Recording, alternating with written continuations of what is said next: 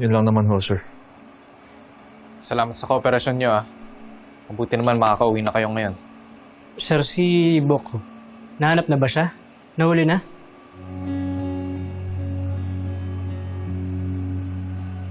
Oo. Pati yung mga kasama niya. Pero si Bok, patay na siya. Patay? Paano? Nanlaban ba siya? Nakita namin siya dun sa location na binigay ninyo. Sinubukan niyang tumakas pero nung nakita namin siya, patay na siya. Saklap naman nun. Gusto lang namin layuan niya si Kuya Gio, hindi yung mamatay siya.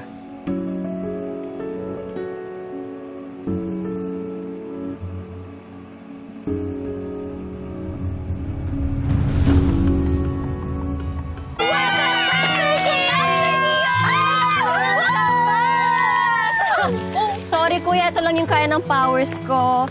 Welcome back, kapatid ni kuya. O tara, dito tayo sa safe ka at malayo sa galawang buwis buhay! Thank you, ha. Thank you sa inyong lahat. Oo, tara na po, sir. At syempre, dahil kumpleto na ulit ang magkakapatid, special ang dinner mamaya! Yun o, galing mo talaga, ate! Tara. Sir, welcome back din. Sorry, hindi dapat ako i-welcome back. Sir, I welcome you into my life every single day. Trabaho ko yun as your one and only assistant. Your one and only assistant. Sorry. May gusto sana akong sabihin sa inyo. Sabihin mo lang, sorry. Gusto ko lang sabihin na...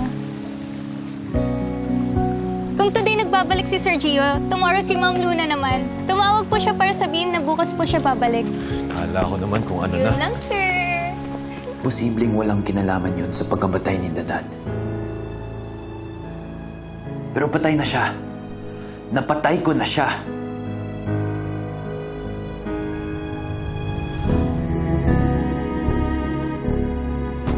May nakaalam ba na kami ni Dadad ang gumawa? May kasabwat ba siya? May kamag-anak na gusto siya iganti?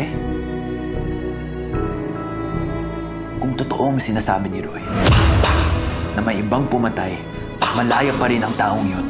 Hindi sila nagpatayan. May ibang tao. Pwedeng delikado ang buhay ng mga kapatid ko. Kailangan ko silang protektahan.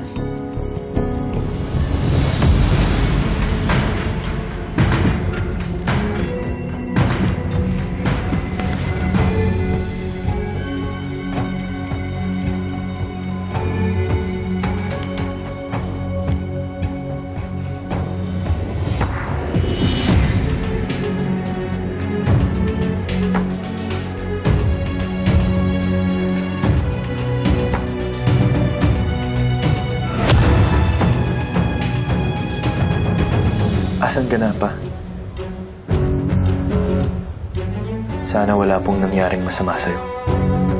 Pero habang naghihintay ako, itutuloy ko pa rin ang misyon natin.